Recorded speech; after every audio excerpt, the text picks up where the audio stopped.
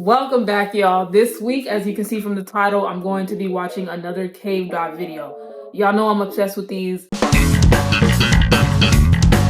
Shout out to these cave divers, not shout out because they be dead, but rest in peace. But also I want to shout out to them and not just be like, oh my god, I love watching their stories. I really feel for y'all, but at the same time, why do y'all keep going in these caves? I don't understand, bro. But honestly, it's one of my favorite things to watch on my free time. My YouTube algorithm is all cave exploration. It's just so fascinating. I would never do it because I'm black, but I wonder if there's ever been a black cave diver that died. Probably not. I'm gonna Google that later. But I don't know. It's just so fascinating. And their deaths are horrible. I think this one involves a bear, which is girl, what are we doing? I'm hoping she didn't. I can't even begin to tell you how this is gonna end. I really haven't watched it yet. Side note, I didn't know what to do with my hair, so it's just out. When I tell you this shit shrank while I was ironing my shirt, yes, I ironed my shirt because the shit looked like it was balled up. I'm not gonna get on camera with a wrinkled shirt. I'm sorry, maybe I'm doing too much. I'm getting off topic. Anyway, I love these cave exploration videos. I'm very curious as to why a bear is on the thumbnail. What? But yeah, I'm gonna get right into it. Again, shout out to these cave divers. Rest in peace if they died. I really don't know yet. I don't mean to make y'all life entertainment for me, but somebody made a video. They don't disclose names or nothing. It's just really fascinating for me. I can't understand why anybody would do this voluntarily, so I love watching it. We will be looking at two horrifying caving stories that went horribly wrong. As always, viewer discretion is advised. It was December 20th, 2015, when Christopher Petronino hiked to trails he had been to countless times before. At 50 years old, the scout leader from Boonton, New Jersey, knew Split Rock Reservoir and Rockaway Township like the back of his hand. The wooded trails, the rocky outcroppings, the hidden features that most hikers walked past without noticing. Petronino had explored them all since the early 1980s. Today he was bringing 3 Boy Scouts from his troop to see something special. A small talus cave he had known about for decades. I hate when they bring kids. It was the kind of December day that made hiking in New Jersey perfect. The 4 of them moved through the forest with the easy confidence of experienced outdoorsmen. Petronino had been to this cave many times over the years. Just 2 weeks earlier, he had visited the spot without incident. If you gotta enter it was a in tight that position, squeeze, it's already a narrow anomaly. rock crevice cave Look formed by fallen boulders, creating creating a gap in the talus slope, but nothing dangerous. A quick look inside, maybe a brief exploration, then back to the main trail. An educational stop to show the scouts an interesting geological feature. They carried minimal caving supplies, flashlights, batteries, water, some snacks, and Petronino's go-to tool for every outdoor adventure, a rock hammer.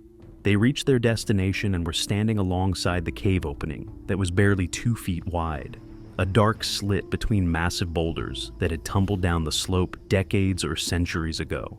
The kind of formation that geologists called a toeless cave, not a true cave carved by water through limestone, but rather a void created by the chaotic arrangement of fallen rock. These spaces could extend surprisingly far into the boulder field, creating narrow passages that twisted and turned in unpredictable directions. Petronino approached the opening and peered inside. Look at his form. All he saw was darkness, nothing visible beyond the first few feet where daylight penetrated. He'd done this before, so it wasn't a big deal. He positioned himself at the entrance and began to squeeze through, entering feet first so he could lower himself down into the narrow space. The rock pressed against his sides as he descended. His waist caught slightly on a protruding edge, and he paused, adjusting his position to work his way deeper. The cave was tighter than he remembered, but that happens. Perception changes, your body position shifts. What seemed easy one visit becomes awkward the next. He shifted his weight, trying to maneuver past the narrow point. What Christopher Petronino didn't know, what he had no way of knowing, was that the darkness beyond concealed something living, something massive, something that had claimed this cave as shelter from the cold winter.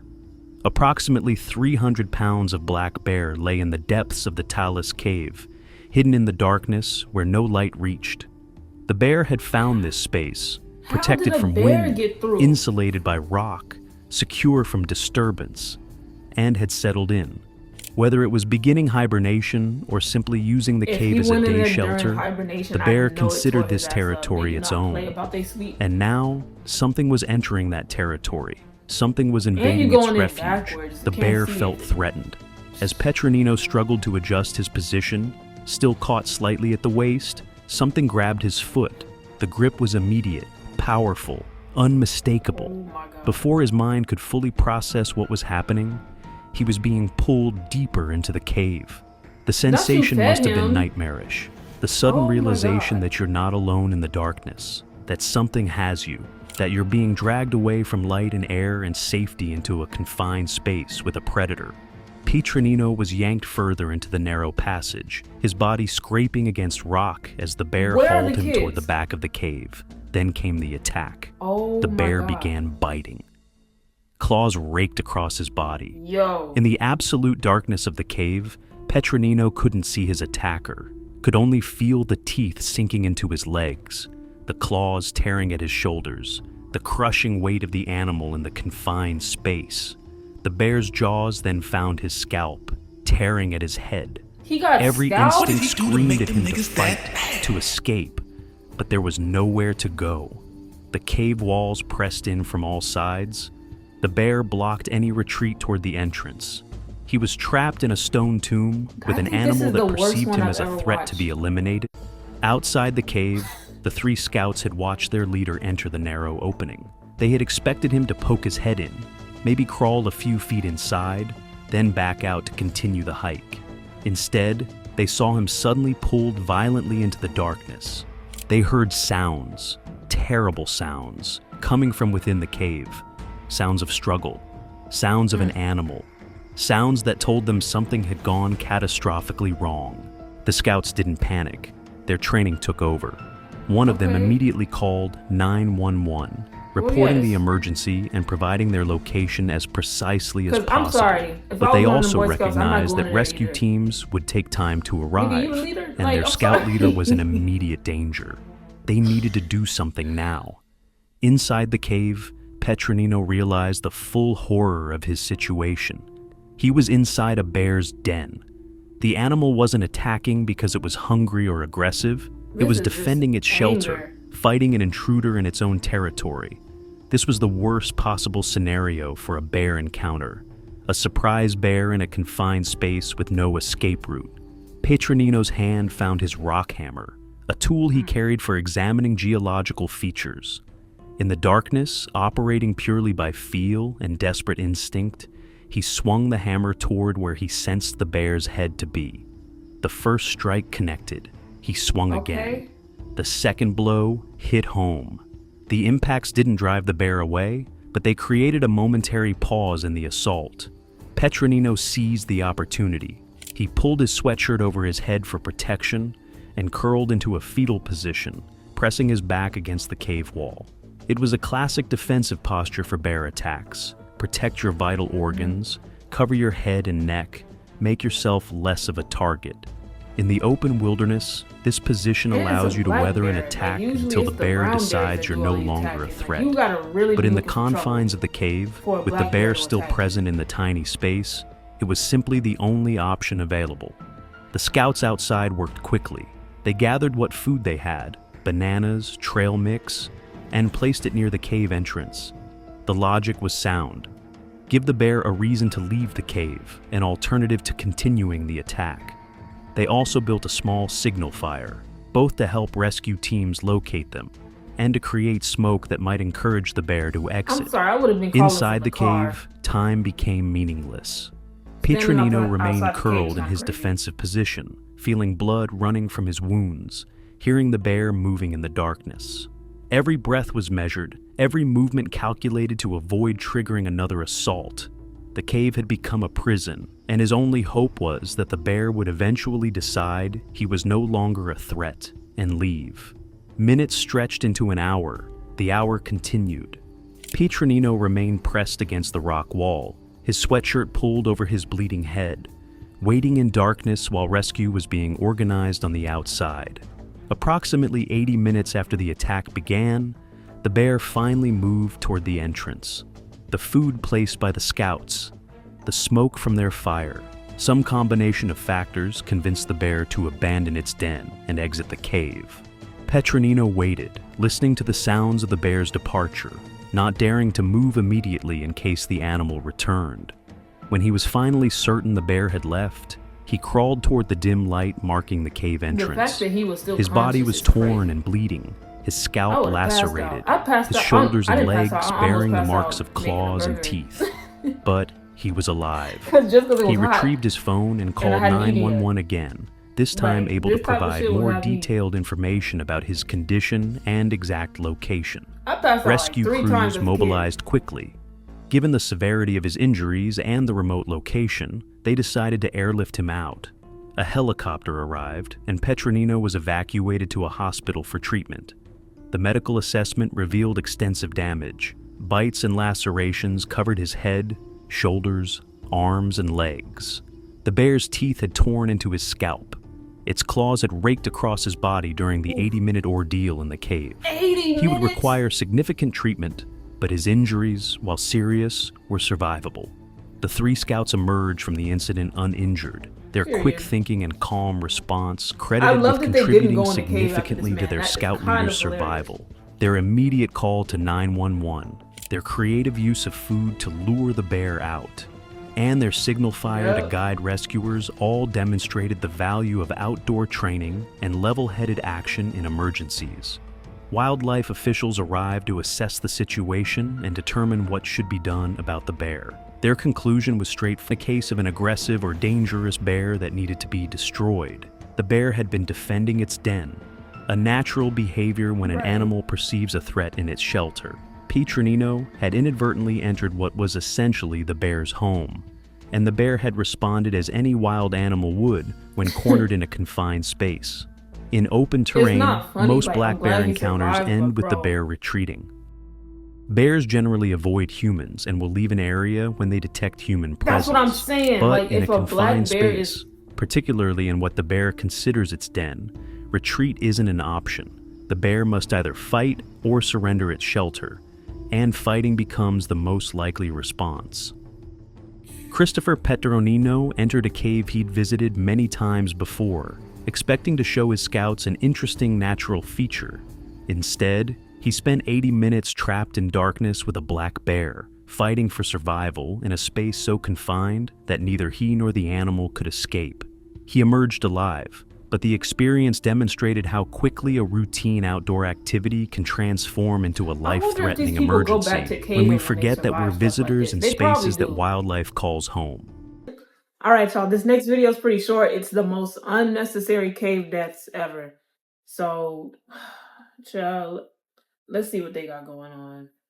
Mossdale Cave Incident. It was June 24th, 1967, and 10 cavers were about to enter Mossdale Cavern to help clear some of the deeper passages and map them out. The 2 leaders of the group had already explored this cave before, which reassured everyone else. This particular cavern was known for its tight spaces and the very few areas where a person could fully stand. After a few hours inside, 4 of the cavers realized how difficult the cave actually was and decided to return to the surface. They noticed a cloudy sky, but nothing seemed out of the ordinary. The remaining cavers continued their descent until they reached the Far Marathon Passage, which measured only 18 inches by 12 inches with a small stream of water flowing along the bottom. Everything seemed to be going well, and the group on the surface soon noticed that it had started raining, so they took cover. Initially, would you the wanna rain did crawl not in seem something the concerning, size of but the a cavers ruler? inside began to notice rising water levels. When the water became alarmingly high, they decided to end the day's work and head back, even though they were still 3 hours from the entrance. Meanwhile, the surface group spotted something terrifying. A lake of water had formed around These the people cave gotta be entrance. The strong as cavers hell to inside be had no idea how much water was crawling about to for flood the 3 cave. hours The straight, surface there group and ran to back. get help, while the cavers frantically tried to reach higher chambers. However, the water continued to rise, pressing toward their faces. Rescuers and hundreds of volunteers worked tirelessly, pumping water out of the cave and pumping oxygen inside, hoping that the cavers had found a safe chamber. Unfortunately, every one of the cavers drowned. Shaft sinkhole tragedy. It was May 28, 1973, and a group of 9 diving experts had planned a dive at Mount Gambier's shaft sinkhole. This sinkhole had a unique feature. There was only a tiny tiny opening leading to a cave with a lake 20 feet below. From this opening, a beam of light went down into the cave and onto the lake, which was extremely helpful for the divers' orientation. This beam was visible throughout most of the cave, unless divers ventured too deep into one of the two side branches. Everyone initially agreed that they would stay within a 200-foot maximum depth range so they could remain in the main chamber and still see the guiding light. This was their only plan. Right? On the second day, however, 4 divers pled to go to the western section of the cave, aiming for a depth of 250 feet, which would have been a new record. This was deeper than initially intended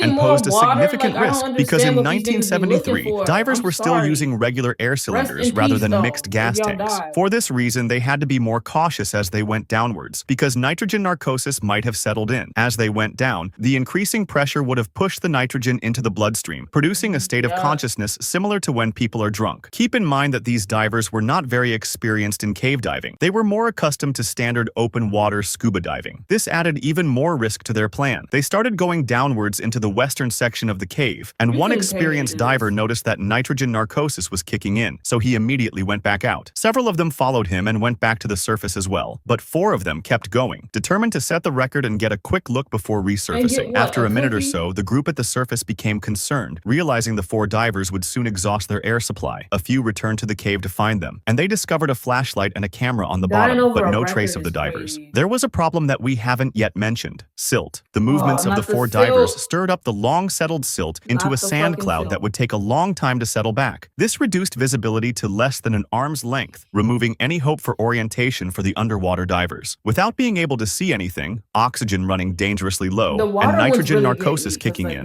the 4 divers drowned. Jacob's Well tragedy. It's November 23, 1983, and 2 students from Texas State University named Richard and Clark are about to enter Jacob's Well, an underwater hole that leads to an underwater cave. This hole seems relatively shallow, around 25 feet, and many people try to touch the bottom and then come up. However, this is just a deceiving appearance because it actually leads to another underwater cave with 3 chambers. The first 2 are relatively open and easy to get through, but the third one has a really small squeeze to get into. If you manage to squeeze through, you'll enter a room that is 10 feet tall, and you'll see a really small hole at the farthest edge, too small to pass through. This small tunnel was just 2 feet in diameter, and 2 years prior, 2 people died in it. After they managed to get through, a rock slide filled with gravel blocked them inside. Now, getting back to our 2 students. They were fairly experienced in normal diving, but not in cave diving, and they were trying to get their instructor certification in open water diving. Their instructor, Don, was an incredibly skilled and experienced diver. He was the one who removed the 2 bodies we just mentioned. Don constantly warned everybody to stay away from Jacob's Well, since it's deadly. He even tried to cover up the small hole that leads to the 4th chamber with cement, but other divers reopened it and left a message that said, "You can't keep us out." Don himself almost died in Jacob's Well. When he tried to enter the 4th chamber, a gravel slide trapped him in the tunnel. He nearly resigned himself to death. His tank was empty, and he had swallowed some water when his survival instinct kicked in. He started rapidly moving until he cleared enough gravel to escape. When he did, he saw his diving colleague extending a regulator for him to breathe. As he started resurfacing, the air inside his body expanded until he reached almost 4 times his normal body size. By the time he broke the surface, he was screaming in pain. His belly was huge because his stomach had completely ruptured. These stories caught the attention of Richard and Clark, who wanted to take a look for themselves, even though they didn't really know much about cave diving. On November 23, 1983, they went into Jacob's Well and reached the 3rd chamber, where the small hole was located. Richard removed his tank to get through the hole and started going in while holding his tank. When Clark removed his own oxygen tank and tried to get in, he saw Richard's face and noticed Richard didn't have the tank with him anymore and was suffocating. Clark quickly reached for the regulator and gave it to him, letting him breathe again. They started passing the regulator back and forth as they made their way out, and somehow they managed to get through the tight squeeze of the 3rd chamber. They then began making their way toward the exit until a terrifying sound caught their attention, a clank from their oxygen tank. Not only did this mean they'd hit a wall with the tank, so they were going the wrong direction, but it also meant the tank was almost empty.